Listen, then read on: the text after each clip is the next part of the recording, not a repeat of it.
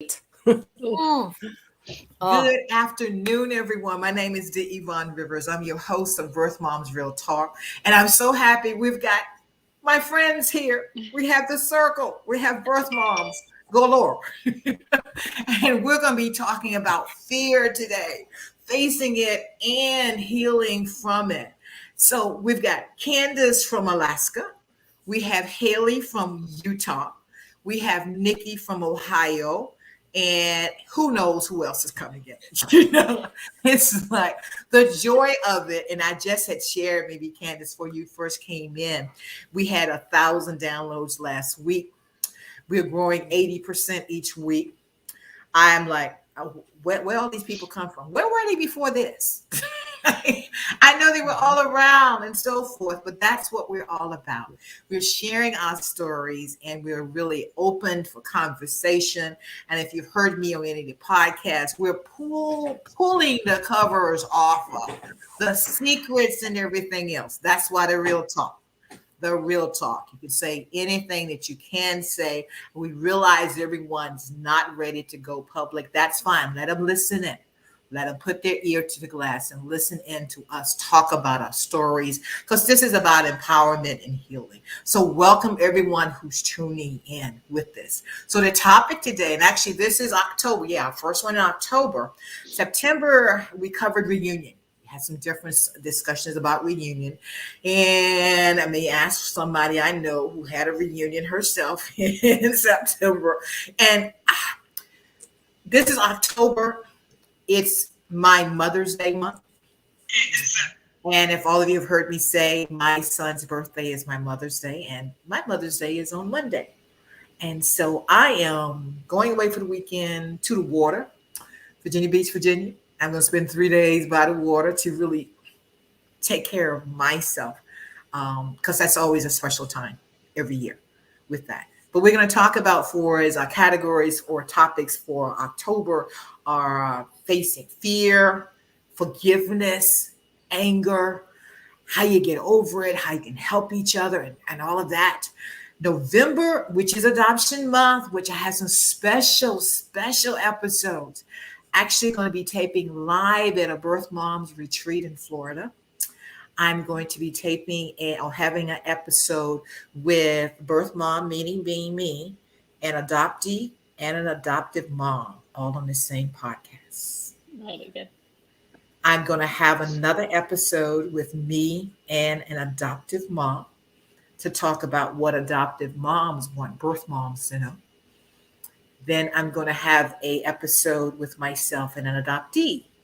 And we're going to talk about what adoptees want birth moms to know. So we're covering the whole gamut. Covering the whole gamut. Just taped this past week. It's going to show later part of this month. A birth mom and her child together.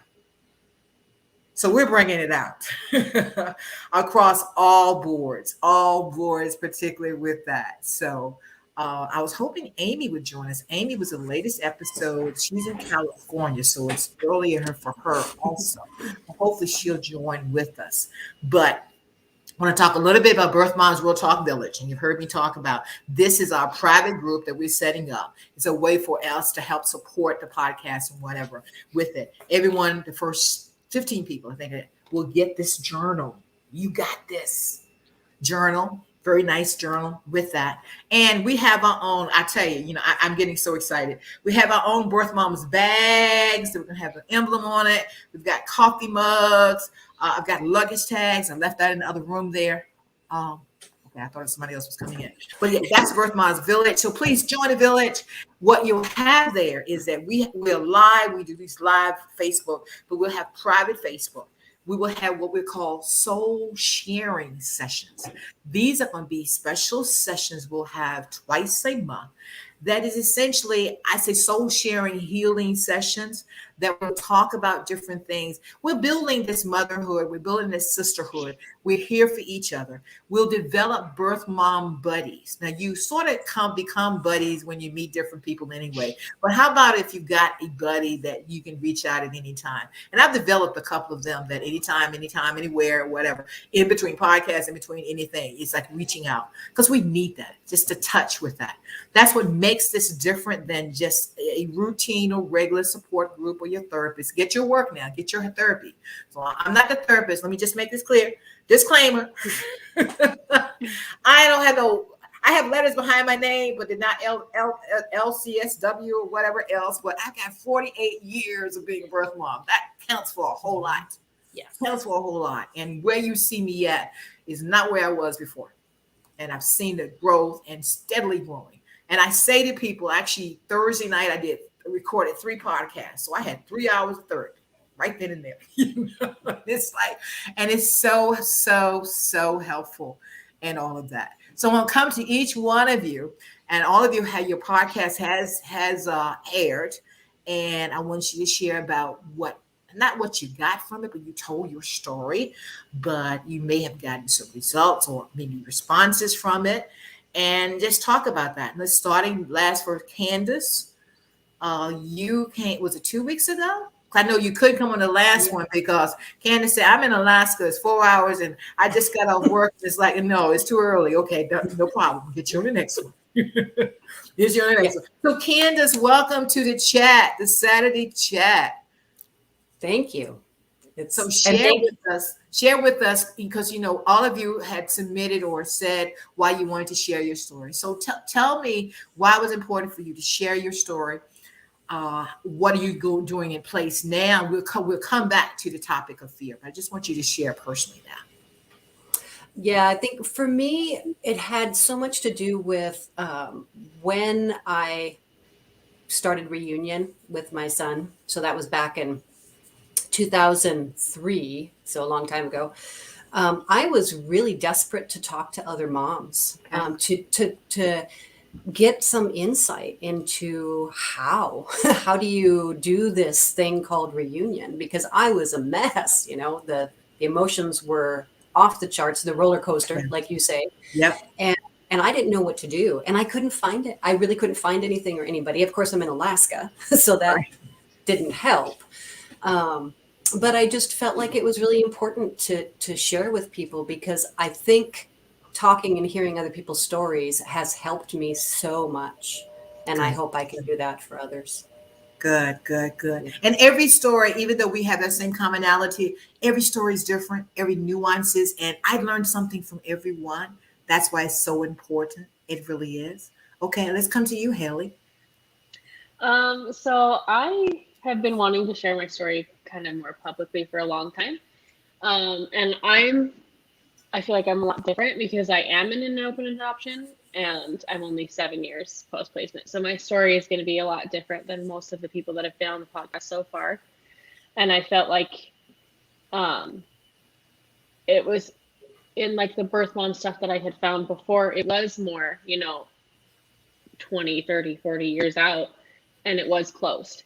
So I was kind of looking for some more resources as to the different kind of challenges that I was facing. I'm not going to say easier or harder, but they're just different. Yeah. So I felt like it was important for me to share my story. So maybe somebody else who is in a similar situation to me could, hear it. And it is also very therapeutic to get your story out publicly. I didn't know if it would be, but it has been. And I've had, some people that I shared it with have reached out and, opened conversations with me that probably wouldn't.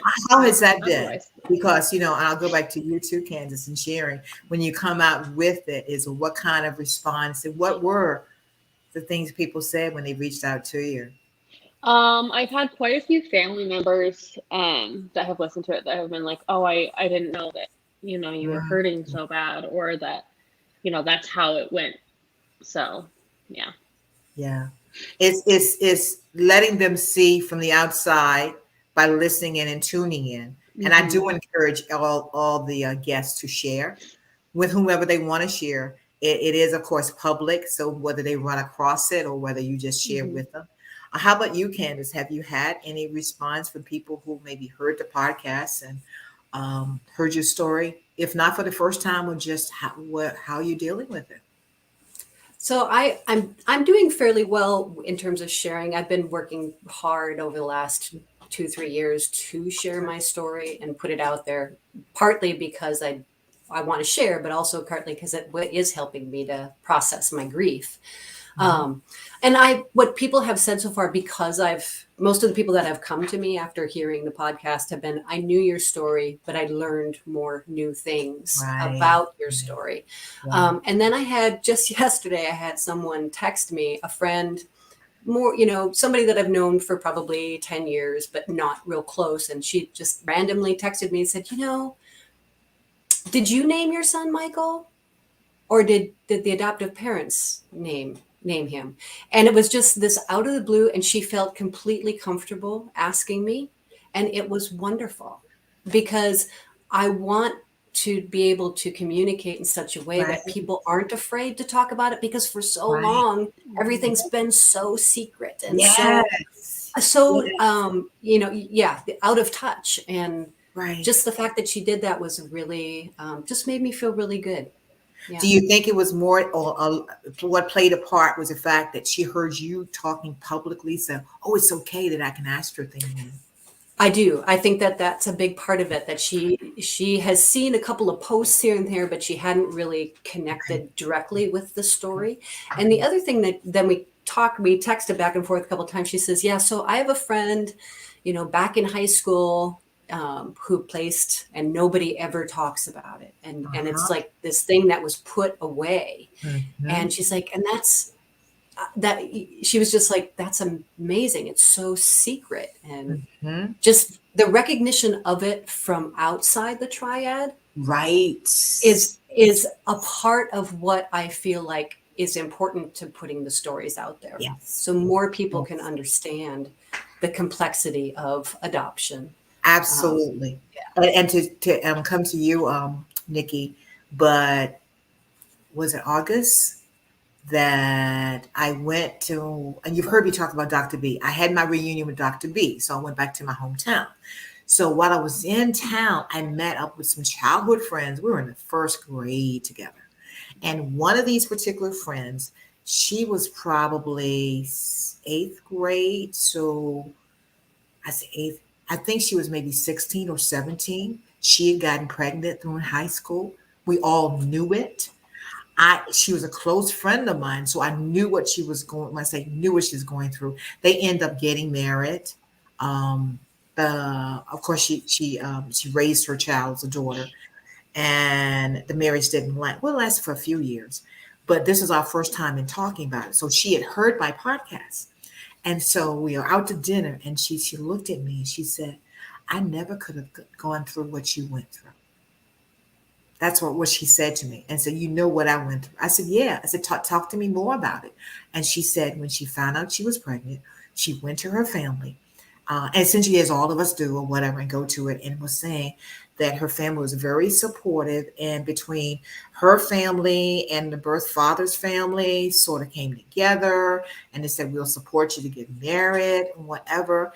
And she went on, and I think she was, because her daughter, she just said her daughter's birthday just recently. So I think she was 16. I think she was 16. But as you say, Candace, in school, everybody knew that she was a birth mom, but nobody was talking about it.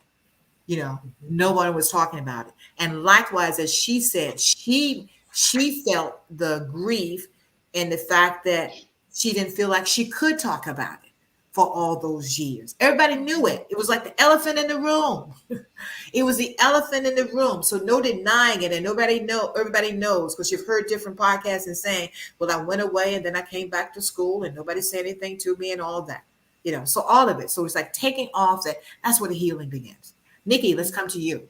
So you've shared and you've got different aspects of your story since your podcast is aired. Oh my gosh, we recorded way back in May. So it's been a while and a lot has happened since then. And I know, Yvonne, we've talked about one of the most important pieces of sharing my story. I've been vocal for a few years about it always talked about my adoption story openly, but more so since my daughter turned 18, I felt like I could share more. But I always ask my parents to listen to things when I do this, and I'm very lucky that they take the time to do it. One of the best responses I got was from my father when he finally listened to it, and he sent me a text message in return that was, "Happy Mother's Day for all the years that I missed." And I mean, when you're 21 years out and like your father finally recognizes that like you had all those feelings, it was like one of the best. I screenshot that text message, of course, and I will save it forever. But just like in our family, we've had some really great conversations, especially as my sister like just gave birth last week. And I had the first grandchild, and this is our second grandchild. So there's been a lot of years. There's a lot of stuff that has happened in that time. But then when you talk about other people who've listened to, whether they're part of the triad in another perspective or not, those conversations have been amazing. I had some people that are adoptive parents that invited me to their house for dinner, and we had conversations about my situation, about their situation. And I was so overjoyed that they took the time to listen from a birth mother so that they could be the best adoptive parents for their children that they've adopted. And as they navigate these next many years, because their kids are young, but those conversations are always the best. Anytime I can engage with anybody that's in the constellation, it makes me happy. But Candace, especially when it's somebody outside. Just this morning, I was talking with some friends, and one woman said, if it wasn't for you sharing just kind of about the pain that you experienced, I never would have thought that a birth mother had any pain after she placed, right? Mm-hmm. And she is almost 60 years old. And for her to recognize that, like I almost started crying while we were out on a walk bright and early this morning, but it just was nice to have her express that and say that, you know, learning about this makes her kind of wake up and understand that it's not as easy as people think it is. Absolutely. And it's revelation for everyone. That's why I encourage, and I have people I have heard from, well, first of all, let me tell you, Nikki's dad sent me an email. He sent me an email and he said, I want to thank you for having my daughter on the podcast. No, he led off by saying, on my daughter's podcast on Birth Moms Real Talk, I learned something I never knew about how important it was to say Happy Mother's Day. So I'm crying when I'm reading the email that Nikki's dad is sending me. So this shows you how this resounding effect with it. You know, I'm getting emails from adoptees, and I think I shared maybe before we went live, I've gotten a couple, quite frankly. Got one specifically that she's an adoptee. She's searched for her birth mom. She's found her birth mom. And her question to me was, are you going to have a birth mom on who does not want to meet their child? I have met some moms in some support groups who don't.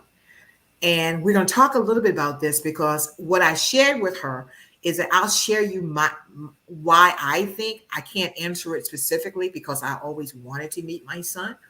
I shared for the fact that so many times the pain is so deep and so hurtful that moms can't. They may want to, but they just can't. And I said, I don't know the reason for your mom, but I would be open to having a birth mom on and talking, whether she wants to be anonymous or not. So I'm putting that out to anyone that because this podcast, you do not have to share your name. You do not have to share your face because we have these Facebook Lives where I ask people if you want to come on live Facebook. You do not have to.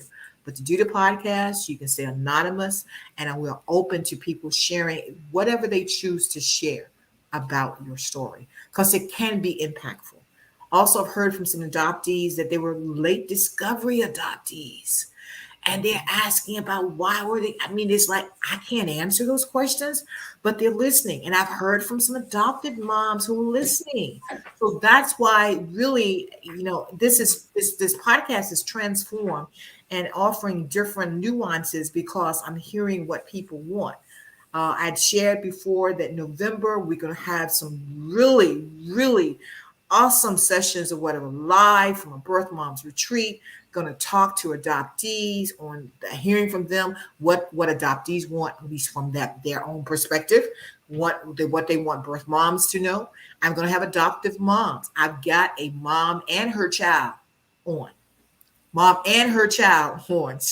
that's going to get both sides. Now, obviously, they're in reunion. And so reunion is lifelong. Adoption is lifelong. So it's like whatever stage you are in your reunion, and it's ups, downs, what that roller coaster is. Roller coaster is going to be around. And I never like roller coasters outside of this. So, I don't like it now. But we deal with it. I hold on.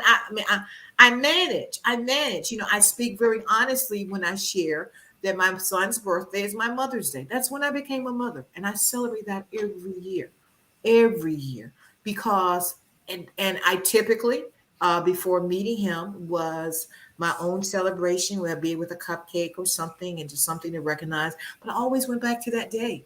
I used to say, if you know my story, it was you, me, and Dr. B. That's what I would say to my son. It was you, me, and Dr. B on that particular day. And Monday is the day. He'll be 48 years old.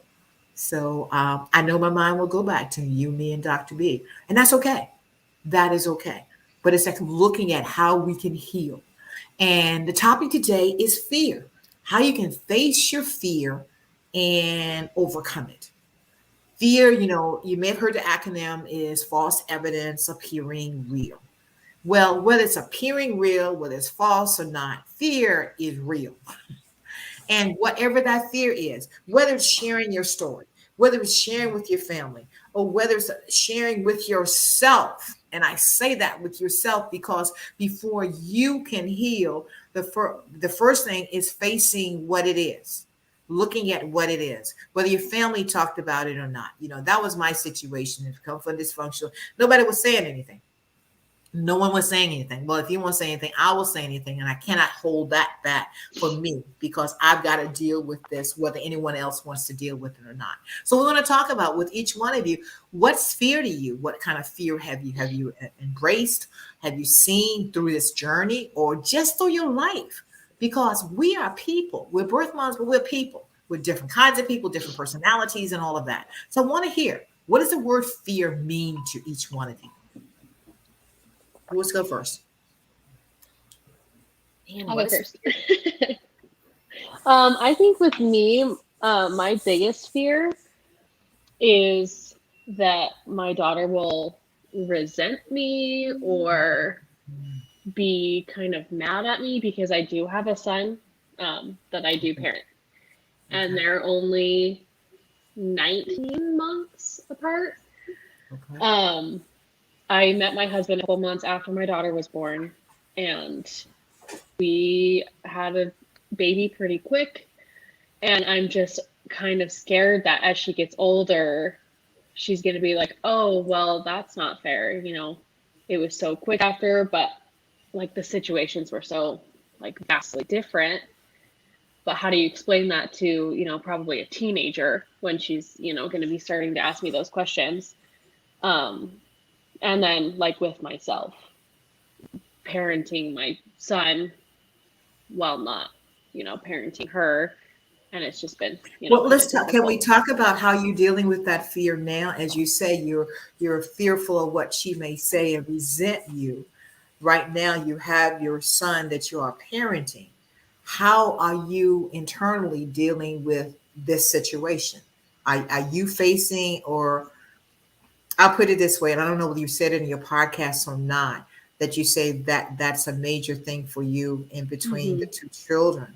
Mm-hmm. So what's good for you to be ready to face any questions from your daughter or your son?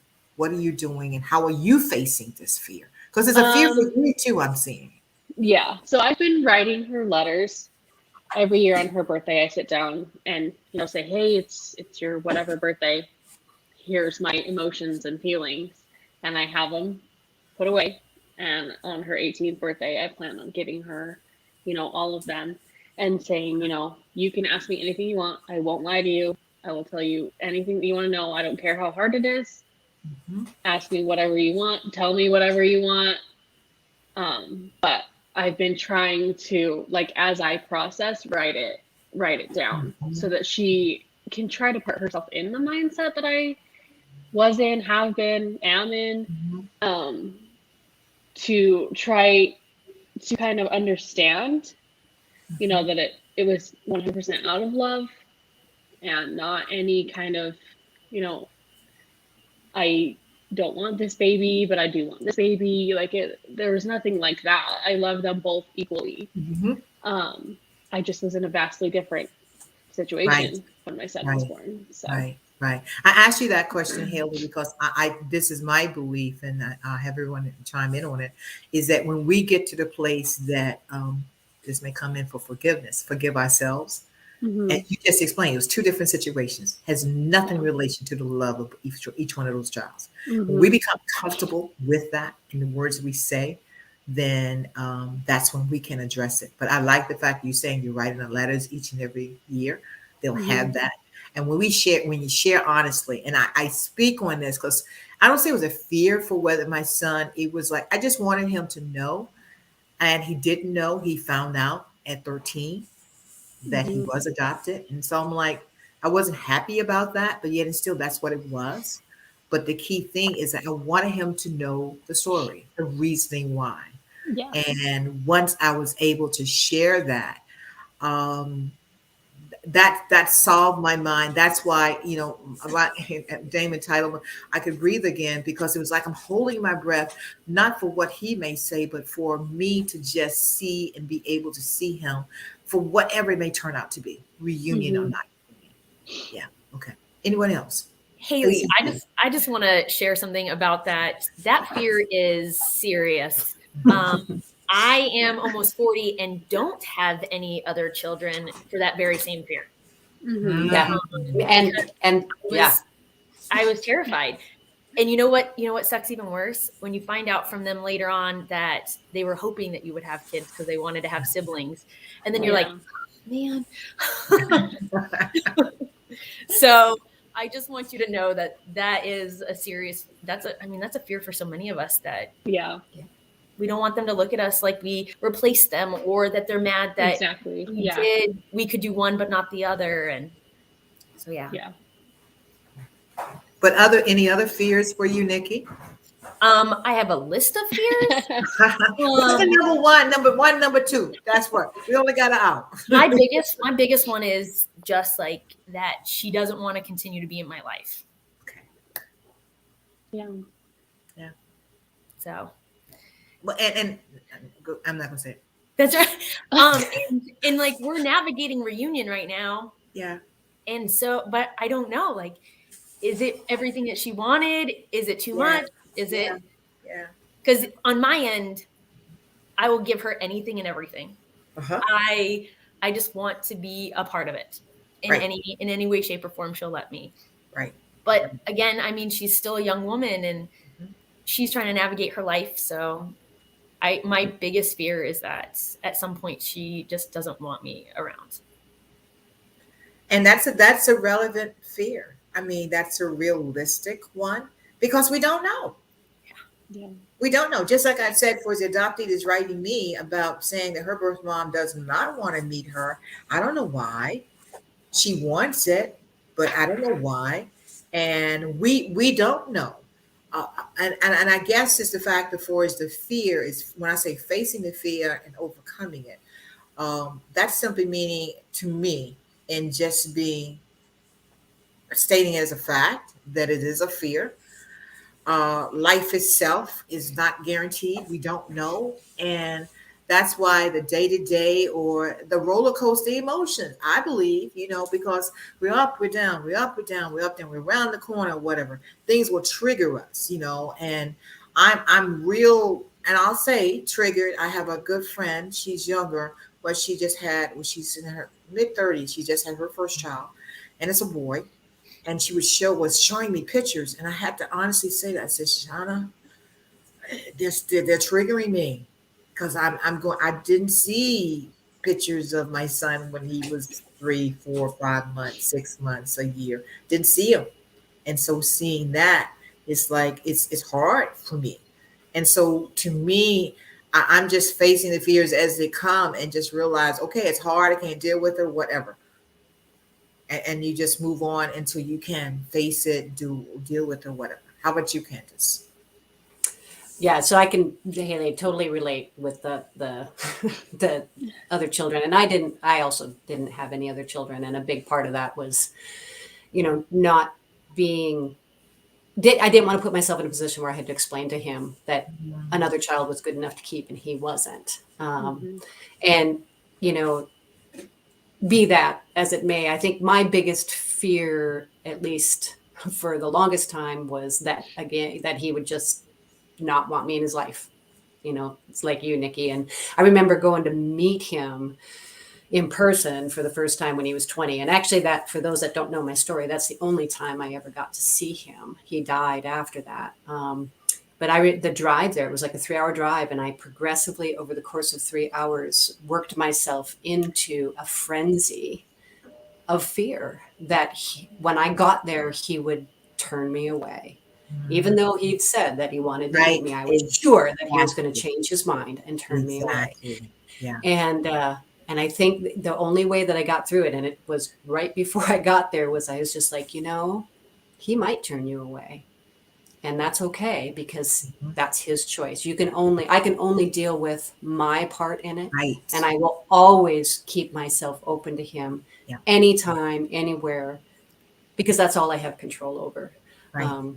And it's okay. And I gave myself permission to be fearful and to be sad and to be excited. I mean, all of the things that come with it. And that was really important. And it was really hard. But I'm glad that I was able to do that and to just give myself a break in that. Yeah. If he turns me away, I will live. Yeah. Right. I'm glad you said that, Candace, because I see it that way also. I'm analytical, but sometimes I look at the numbers, like in say for is okay. It's a 50-50 chance, it's 60-40 chance, whatever he can say, and I don't know until it happens. And so that was with me. He said, all those 45 years, is he going to want to see me? Then when I found him, it was like, okay. And again, he said he did. Now, I'll put this out relating towards the fear. And I think this is something that maybe birth moms deal with, because I know I challenge myself to overcome that fear when we're and I heard you say it, Nikki, we're managing relationship.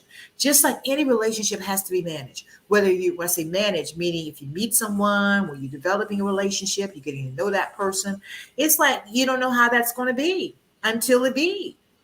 So it's working step by step.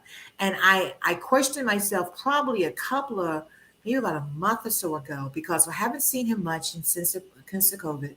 And I'd reached out and said, I'm having a phone conversation.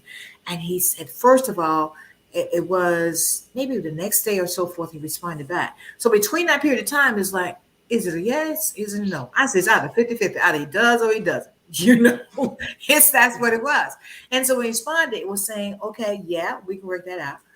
We then, and I speak when I say we, meaning myself, I went into, okay, well, when is he just saying this to me, or does he really want it?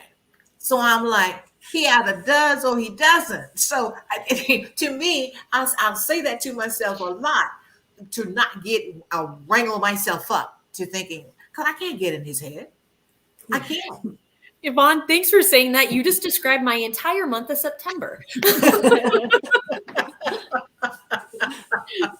Yeah. But it's true. I mean, really, we wonder, or really, and I say this because I'm purposeful in listening to adoptees. had listened to Damon Davis for a number of years before we connected for me to do this podcast, because I wanted to hear that perspective. And I've always, and whether it's the adoptee, the adopted parents, or whatever, or just people in general, because I related to it, and whether it's right or not, it's not about right or wrong, but in building relationships and getting to know a person, whether that person is at a position that they can be honestly and truthful with where they are and feel able and comfortable and to share. And I always will put myself on I say chopping block or whatever, to be vulnerable. I will put myself out there. I am open to whatever. Not everybody is, but I am open to whatever. And I really want the honest truth, because truth, and a big part of mine, I heard one of you saying about will always tell the truth, because a big part of my son's life, and I come from that background dysfunction, was these secrets and not people not telling the truth. And I will stand and all tell the truth about any and everything unapologetically, because it is what it is. The truth will never change. And I feel personally, if I tell the truth, I can always stand on that. Therefore, also that person, be it my son or anybody else, can trust and believe in me, and I can take it from there. But that fear itself, or being fearful of something, what may happen, because we don't know what can happen. And I've always been that adventurer. Well, let's try and just see what will happen. So any other thoughts on that aspect? I think that's a really great way to look at it. Like, you're willing to put yourself in those spots. And for me, that was, just a few months ago, asking my daughter if she would finally like to meet up. Mm-hmm. I may have had to put myself in. I prepped myself before I sent that text asking for that. Right. If it went the other way. Yeah. That's it. Yeah. And I was ready for whatever the answer was, but she said yes, and we had our meeting. But when you and Candace, when you were talking about like psyching yourself out leading up to it, mine was the return home. I was okay going out there. The coming back, I was a hot mess, and I was for about a week. Pretty much anytime somebody looked at me, I was just crying. I was like, just don't ask me right now. Like, I'll tell you when I'm ready to talk about this. But because, like, we psych ourselves out for all of these crazy reasons. Like, I know I met her. I'm so thankful that she was there and that I had that time. But now I'm thinking about what's next. Like, do we have a what's next? Am I ever going to hear from her again? Is she going to respond to my texts? Was I too much for her? And then you analyze your entire being. Yes. Oh, yes. So it's been interesting to try to calm down your fears and your nerves after you get something that you wanted for so long. Right, right. And as you say, put yourself out there to ask, because you don't know. And anyone else want to chime into that aspect of it? I want to kind of touch on that a little bit, just because mine's so different. My fear, similar to that, is with her parents, because she is only 7. I'm afraid that one day they're going to be like, this is too much. Like, we're done. We can't do visits anymore. We can't do any of that. And that I'm going to have to wait for years to have a reunion with her. Right. And I get to see her twice a year, and I still, every time I see her, freak out in the car before and after I go to see her. So you guys are not alone in that at all. And that's something you can, when I say there's something you can expect, it has happened before.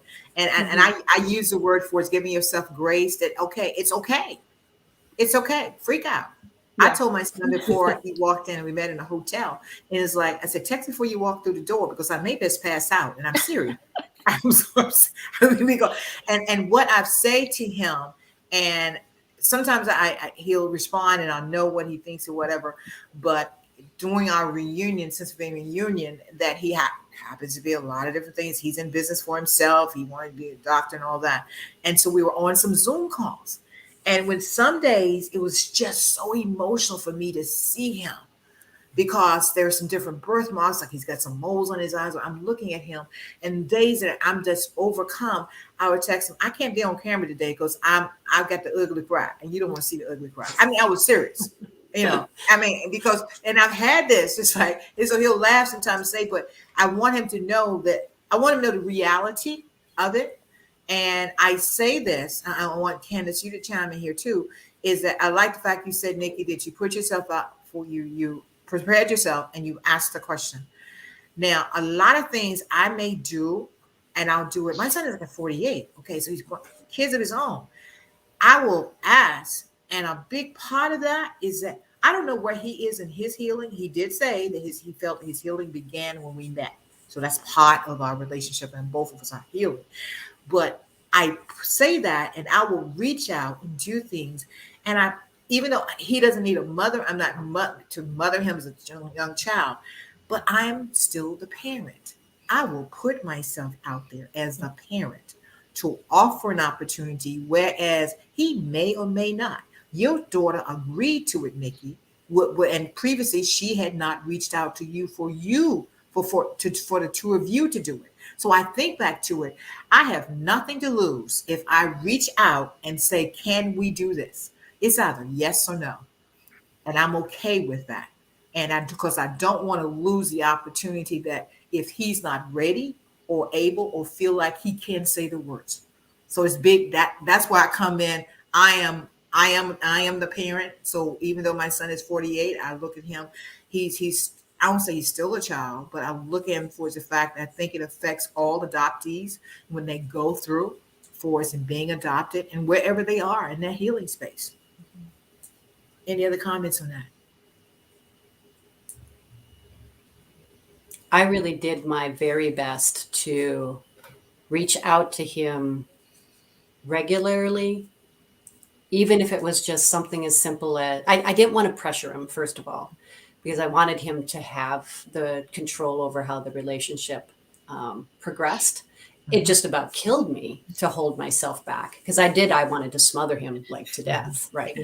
Yeah. But I really worked hard to reach out periodically with non-committal texts, that were like, Yeah. hi, I'm just thinking about you, hope you're doing well. Or, things where he wouldn't feel required to respond, which was in and of itself a really hard thing to do. I mean, I had to go into it knowing that I may not get a response, and many times I didn't. And I needed to be okay with that. I still needed to be vulnerable and put myself out there and let him know that he was in my thoughts, without needing or expecting anything in return. Exactly. Because that's when you can work your way up yourself up. If you've sent a text and you don't get a response, well, did he get it? Did he get it? Yeah. I like that idea of like a non-committal text, because I try to do that too. Like if it's been a few weeks, it's just, hey, I'm thinking about you. Or I hope that everything is going great for you right now. Like school started back up a couple weeks ago, and it was like, hey, I hope that your first week back is great. Kind of. Yeah. Mm-hmm. I don't say a standard, but just part of my demeanor and my affirmations, whatever. Every day is a wow day. And last Sunday I said, have a wild, sensational Sunday. Wild, sensational Sunday. And that is always what I'll come out and say and do. And I think it was Monday morning, I get a picture from him of my grandkids, which I've not met, and playing football and softball. Oh, that's awful. So it's like, and see, that's why I'm saying what I've learned, and this is about people, not just about our adopted about our children. This is about people. We cannot expect them to respond the way we want them to. They respond the way they can, whatever that is. And I say that whether it's your child or anyone else, because I'm in business and deal with people and have done it for 30 years. And I have to really be able to read people and not have expectations on just because I present myself this way, you're going to come back the same way. So I took it as and say his response was, hey, look at your grandchildren. It's a wild day. Here's your grandkids. And of course, I responded back, you just made this day a wild day for me, seeing you and Nick and Sydney. That was it. So it's like when I receive it, whichever form it is, whether it's what we expected or not, it's like, yes, because we do what we're able to do. And that's why I look back to is saying what they're able to do, because I had to come to terms with my family and approaching them and them not able and reaching out to me. They simply were not able to. I didn't get what I needed, but they simply were not able to just provide that forgiveness and that grace to them. Is like that was what it is.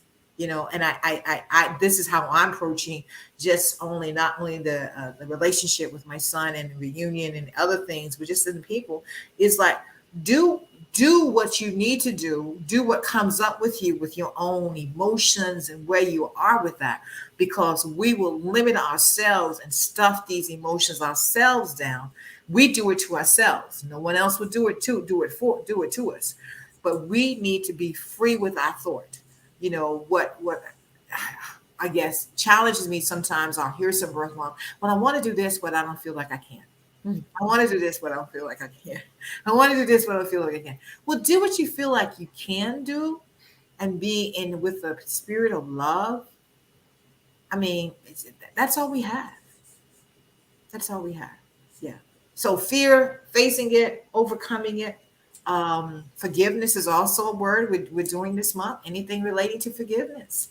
Have you felt as if there would, because I've heard, go ahead. Can I just throw one more thing in with the fear? Sure. Is that it's okay to express to those like closest in your circle what your fears are and ask them to be your support people. Yes. So in the moment when you can't express yourself, when you are so consumed with fear, that they can step up for you and be your voice or be that advocate that you need. Because that was something that I had recently going into my reunion meeting. I had voiced to my parents, like, these are my fears. These are the situations I know that I could be faced in. And my mom, who I've always had a rocky relationship with, did one thing for me that I will probably be appreciative of for the rest of my life. But maybe if I didn't express situations, she wouldn't have known what to do for me. So by having those like really hard conversations before that, it changed our whole relationship. Yeah. So she wouldn't have known. And see, that's the key thing. We can't assume they know. We have to, as you say, give you that support. So by you reaching out and sharing with her, she then did what you will cherish the rest of your life. So if anything, I would say face the fear and go through it. Yeah. And give yourself what you need. Ask, as Nikki said, ask for what you need. I others to help you ask if you need to. That was my thing. I know. And I think women in general, unfortunately, I do some empowerment sessions of leadership development. And so many times I'll see like major CEOs, C-suite women, not really seeing their value or asking what they need. And it's like, whatever they're at was not fearful they're worthy or not the level, or what if I don't get it? Well, what if you don't? Back to the numbers game, 50-50. You know, so I mean, I look at it with the weather, you know, it's like, because I'm traveling this weekend, and first I think the weather people were saying, oh, it's like 40% chance of rain. No problem. 60% is not. You know, I don't look at that. Not at all. So it is about the mindset that you set for yourself. And you coming in that way through this tough situation. And a big part too is acknowledge that you've got to give yourself the space. I give myself the space. You know, Fridays typically after 1 o'clock of my time, I pull time for a weekend. And like I said, these days, these special days, that's my day. That's my day. No one can really infringe on that and all of that. So wrapping up, any of the last thoughts, whether it's about fear, whether it's about anything else, what you've learned through your journey, what you want to pass on to other birth moms, adopted people, your children, whomever. Let's hear it. Biggest lesson in all of this, be willing to share your story, but also be open to listening to others. Yes. It's been helpful. For me, listening from adoptees has been one of the most life-changing things for me. So. Absolutely. And it's good to have, I say I have 2 personal friends who are adoptive moms that I knew about before. They didn't know about my placement. And I have an adoptees. Damon is one of my go-to adoptees. In fact, I think it was last week or something. Hey, Damon, let me share it with you, because he comes from his perspective of adoptee.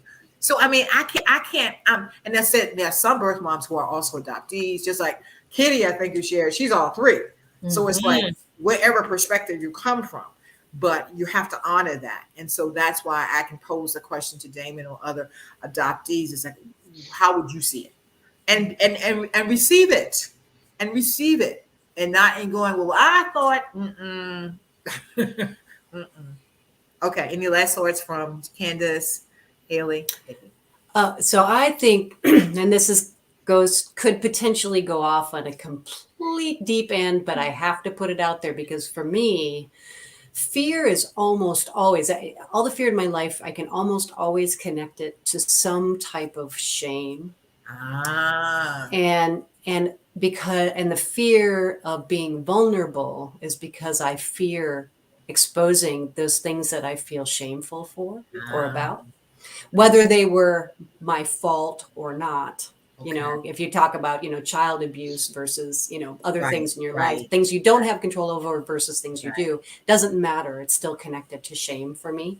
Okay. And, and I think that's where there's so much value in things like this, just being able to talk and beginning to talk, whether it's in a support group or a therapist's office or wherever it is.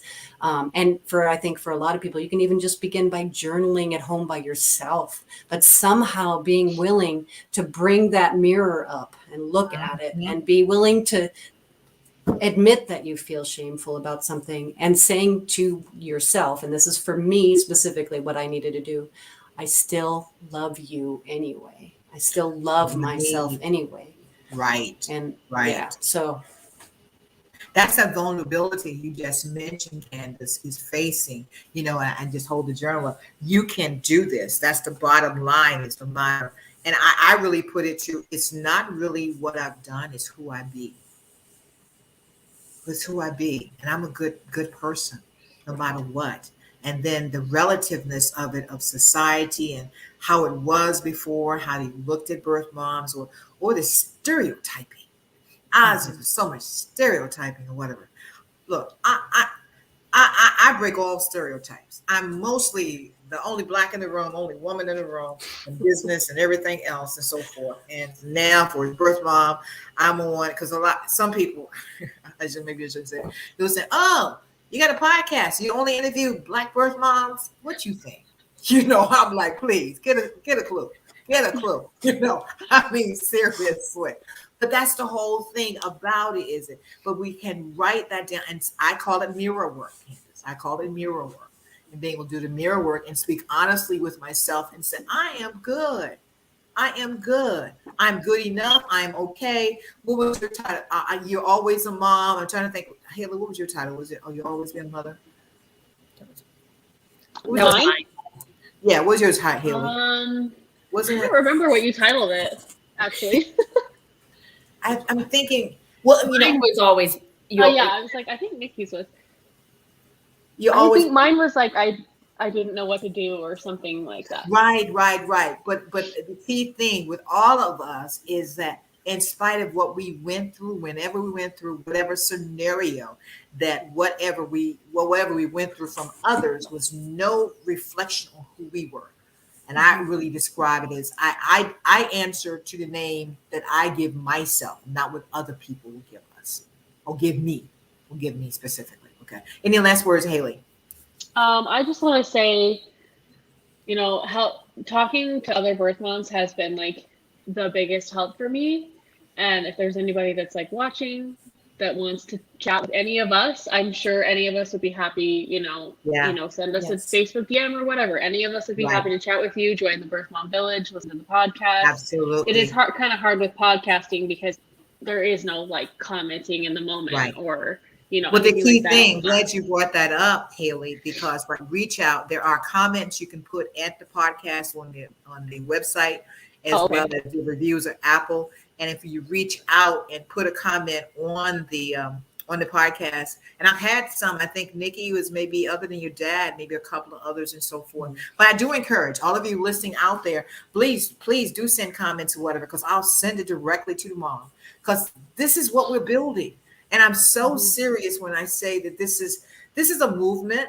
This is a movement, because here we are live Facebook on a Saturday at 12 noon Eastern Daylight Time from Washington, D.C., Alaska, Utah, and Ohio. You got 4 birth moms. And how many of you out there, people who are not into you probably not seen all of us together anyway. It was many of us together. You don't know what we look like. We don't have horns. We don't bite. You know, I'm jokingly of saying this, but this is the reality until you take off the mask, until you take off the covers and you let people see who we are as people. Then they can see us as people. Oh no, that's the one that got pregnant. Hush the whispers. Just hush it completely. You know, and that is the mission of this podcast. We're doing this. And I speak specifically for it's not being a therapy, but independent of any kind of adoption, whatever. And I'll be honest with you. I've had some people, I can probably count 4 so far now since I've been doing the podcast. Hey, I'm so-and-so. You just got this, whatever. Can you just be a spokesperson? Or can we? Nope. Absolutely not. Absolutely not. So I stand independent. Stand completely independent. So that's why anything for is coming. Yeah, the buck stops with me. It stops with me. And so you're talking to, as I say, a birth mom with 48 years at the same time. I will not accept what you may call what name you want to put on me, but accept the name of who we are. We are women who loved our children. We did not give our children away. We did what we did in love because of the circumstance we were in at that particular time. So you either take it or leave it. I really don't care. So I mean, that's where I'm at. This is why I love you. That's where I'm at with it. So yes, respond. Please give comments on the podcast or try to reach out to for any of the guests. We'll have that. Join the village. This is where we're going to get into even more detail. We'll have these healing sessions, and a big part of that, which is more than a support group. I've been in the rooms, not even before I met my son, and there's a lot of hurting in a lot of the rooms. There's a lot of anger in a lot of the rooms. And it's like, I want to just reach out, and I can't really help that. And sometimes I've heard moms who reach out and say they want to share, but they're not ready. Mm-hmm. And it's like, it's like, okay, then stay with the support, stay with your therapy. And I emphasize, do your work. Yeah. You got to do the work. You got to do the work. There's no getting behind it. You know, I say for is the fact, whatever you come to, you can go through, but it's going to be some pain. It's a lifelong journey. The roller coaster slows down sometimes. And even if it doesn't, you just hold on tighter. You know, you do what you have to do. But that's the key thing with that. So any last thoughts, Nikki, whatever? But this has been awesome. We will do this the next one will be, was this the 9th? We've got, what day is this one? We got 3 more. Yeah. With the 16th one. I was hoping Amy's episode aired today, which is Secrets about Adoption. She's actually a therapist. So I was hoping she would be on. So we'll get her on the next one of these with that, which is probably would be maybe the 30th. We'll let some other podcasts air. So most people who've come, and I like to say, you're welcome to come back to these chats at any time, because we're always on all the different perspectives. I do give all the people who've done the shows an opportunity to come on the chat, but come back, because it's always interesting to share the stories and when you learn. I re-listen to all your podcasts. I mean, I listen to you when you talk to me. I listen to you before we post it. Go back and listen to you. You know, because it's learning, it's healing. It is indeed. But thank you so much. You've been listening to Birth Moms Real Talk Saturday chat with some of our podcast guests of Nikki, Candace, and Haley. Like us on Facebook, like us on Instagram. Send us, if you want to share your story, please go on our website, birthmomsrealtalk.com, and share your story.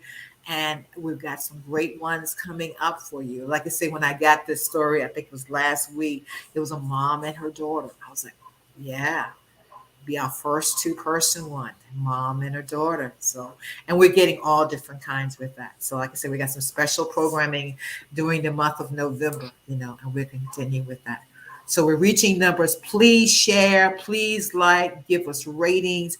We want to have, I'm a dreamer, thriver, and I'm a focused strategic planner.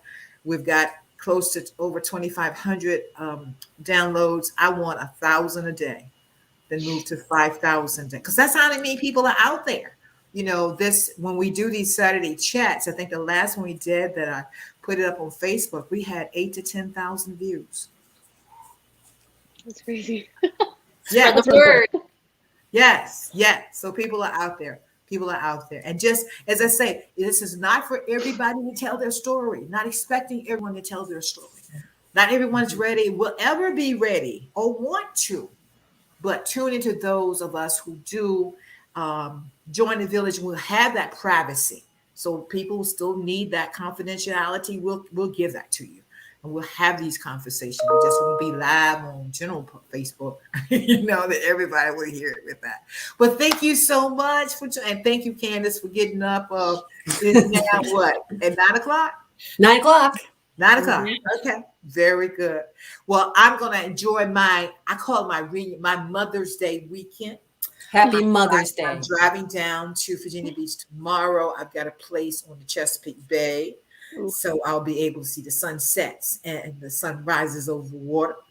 And I'm going to celebrate probably Monday. I'm just going to take myself out to lunch. I love seafood, just on the water, probably on the Atlantic Ocean. So I'm going to have a great few days.